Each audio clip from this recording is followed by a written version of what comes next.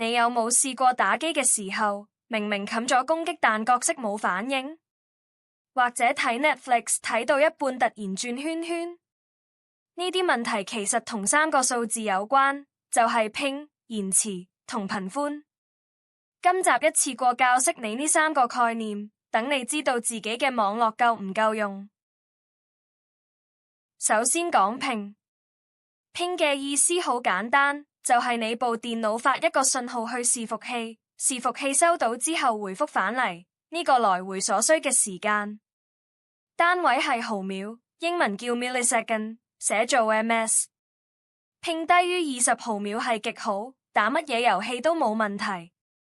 20到50毫秒係良好，一般使用完全冇問題。50到100毫秒係一般，打快節奏遊戲可能會感覺到少少延遲。超過100毫秒就差，打機會明顯感覺到lag。你可以咁樣理解，ping好似你同朋友打電話嘅反應時間。你講完嘢，對方幾快有回應？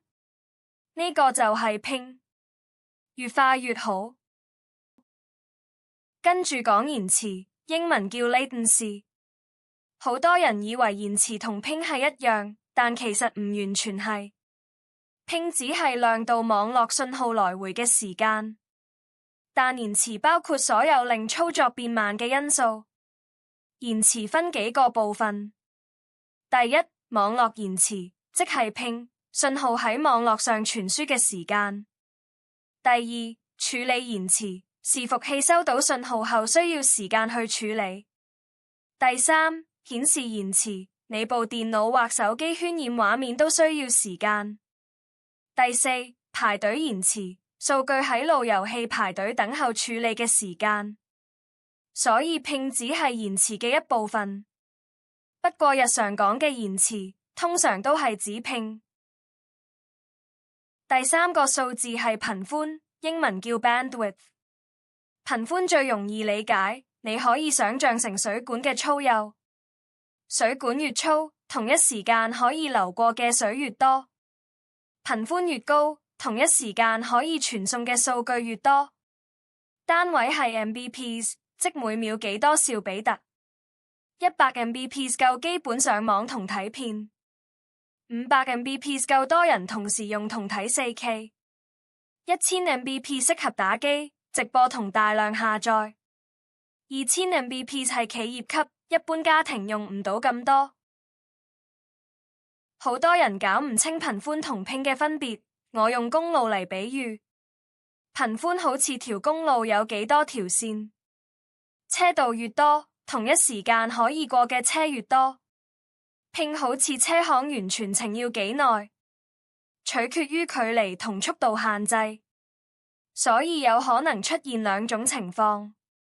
第一，高頻寬但高ping，好似陸線高速公路，但你住好遠，下載快但打機會lag。第二，低頻寬但低ping，好似二線公路，但你住好近，反應快但多人用會慢。最理想當然係高頻寬加低ping。如果你鍾意打機，唔同類型嘅遊戲對網絡嘅要求唔同。FPS 射擊遊戲好似 Valorant 同 CS2，ping 最好低過30毫秒，頻寬50 Mbps 以上就夠。MOBA 對戰遊戲好似 LOL 同 Dota 2，ping 低過50毫秒就可以，頻寬30 Mbps 已經夠。Battle Royale 好似 Fortnite 同 PUBG，ping 最好低過50毫秒，頻寬50 Mbps 以上。MMO 線上遊戲好似 FF14 同 WoW，ping 低過100毫秒都收貨，頻寬30 Mbps 已經夠。手機遊戲一般要求唔高，ping 低過80毫秒，頻寬20 Mbps 就夠用。重點係打機最重要係ping低，頻寬反而唔使太高。如果你主要係睇片串流，要求就唔同。睇 720P 標清需要5 Mbps， 睇 1080P 高清需要10 Mbps， 睇 4K 超高清需要25 Mbps， 視像通話需要5 Mbps，但拼要低過150毫秒先唔會有延遲。如果你做直播串流，上傳速度要20 Mbps 以上，拼要低過50毫秒。總結就係，睇片最緊要頻寬夠，唔好窒；打機最緊要拼低，唔好lag。咁點樣測試你嘅拼同頻寬呢？有4個方法。第一，去 speedtest.net， 呢個係最多人用嘅測速工具，會顯示你嘅拼、下載速度同上傳速度。第二，去 fast.com， 呢個係 Netflix 出品，打開就自動測速，簡單直接。第三，用拼指令。Windows 用戶喺開始菜單輸入 CMD， 打開命令提示字元，然後打拼 google.com 就得。第四，好多遊戲設定入面都可以顯示即時拼，打開嚟監察就得。建議大家定期測試，了解自己嘅網絡表現。如果你嘅拼太高，有6個方法可以改善。第一，用有線連接 LAN 線直播 router， 拼可以降低5到20毫秒。第二，用5000兆赫 WiFi， 比2.4千兆赫更快更穩定，但覆蓋範圍細啲。第三，關閉背景下載，其他裝置下載緊嘢會搶頻寬，增加延遲。第四，打機揀近嘅伺服器，揀亞洲或者香港伺服器，拼低好多。第五，重啟 router， 最簡單但有效，可以清除累積嘅網絡問題。第六，如果多人共用，考慮升級寬頻計劃，避免擠塞。最後講幾個常見誤解。第一，好多人以為頻寬越高拼越低，呢個係錯嘅。